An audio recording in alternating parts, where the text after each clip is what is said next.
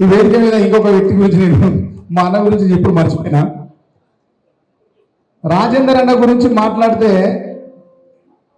Controversy అవుతుంది.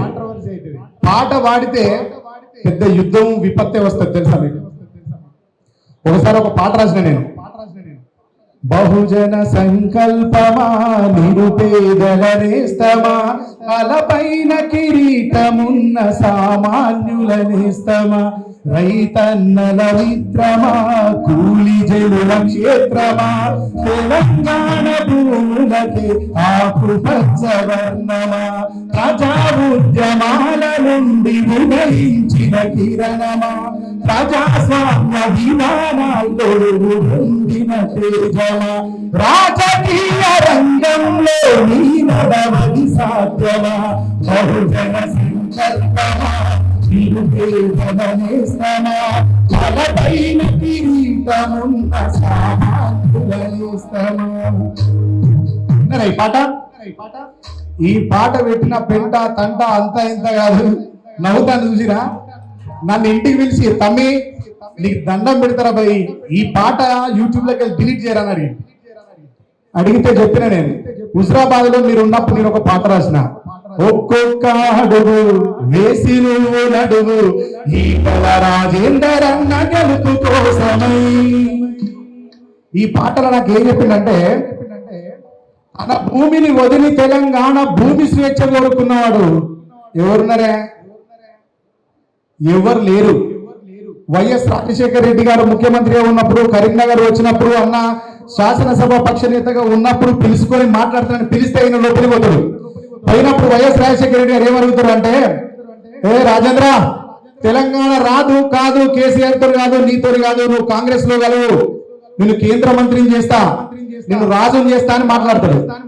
ఆయన లేచి ఏం చెప్తాడు రాజేంద్ర అంటే, రెండు చేతులు దండం పెట్టి మీరేదో ముఖ్యమంత్రి పదవిలో ఉన్నారని, తెలంగాణ భూమికి ఏదో మంచి చేస్తారని, జరుగుతున్న ఉద్యమానికి ఏదన్నా ఆపి తెలంగాణ ఇచ్చే విధంగా మీరు కేంద్రంతో మాట్లాడి ఏదన్నా మాకు మంచి చేస్తారనుకొని వచ్చినా గానీ నేను ఈ నీచ రాజకీయాలు చేయడానికి రాలేదు అని తెలియజేసి చెప్పచ్చు.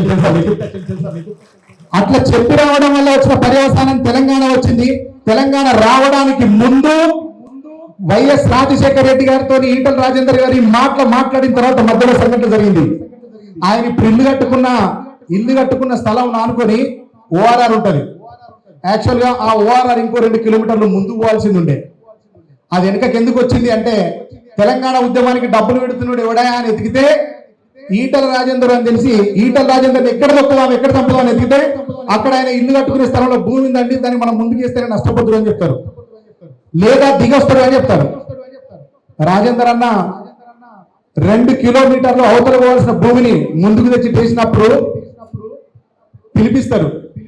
పిలిపించి నువ్వు సరెండర్ గా మా పార్టీలో కలవు, మాతో చేయగలవు అంటే ఒక మాట చెప్పిండు, అన్న ప్రాణం పోయినా పర్వాలేదు కానీ, ఈ భూమి పోయినా పర్వాలేదు కానీ, తెలంగాణ భూమికి స్వాతంత్రం వచ్చేంత వరకు కాంప్రమైజ్ ఎవరి ముందు కలవని ప్రసక్తి లేదని చెప్పి. అందుకే నేను చెప్పిన రాజేందర్ అన్న గురించి నేను మాట్లాడాల్సి వస్తే పెద్ద కాంట్రవర్సీ అవుతుంది రాష్ట్రంలో.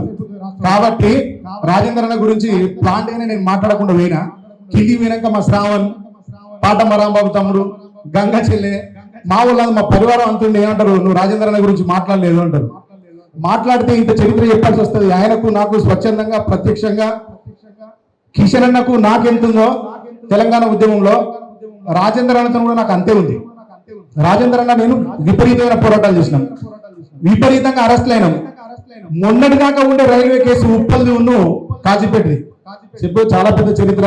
రాజేందర్ అన్న నేను చెప్పొద్దనే పోయినా, దీన్ని తప్పుగా ఎవరు భావించద్దు, చెప్పితే ఇంత చరిత్ర చెప్పాల్సి వస్తుందని చెప్పుకుంటూ అయినా చెప్పమని ప్రోత్సాహం చేసిన మా తమ్ముళ్ళకి, వేదిక మీద ఉండి ఓపిక అయిన పెద్దలకి, ముందు ఉన్న మీ అందరికీ, మీడియా మిత్రులకి, ఈ కార్యక్రమానికి వచ్చిన అందరికీ, మా గోల్డ్ కళాకారులకు, ఒగ్గు కళాకారులకు, గుసాడి కళాకారులకు, ఒగ్గు కళాకారులు, డప్పు కళాకారులకు అందరికీ, ఈ సభ విజయవంతానికి తరలి వచ్చిన మీ అందరికీ పేరు పేరున కృతజ్ఞతలు తెలియజేస్తూ సెలవు తీసుకుంటున్నా. ధన్యవాదాలు.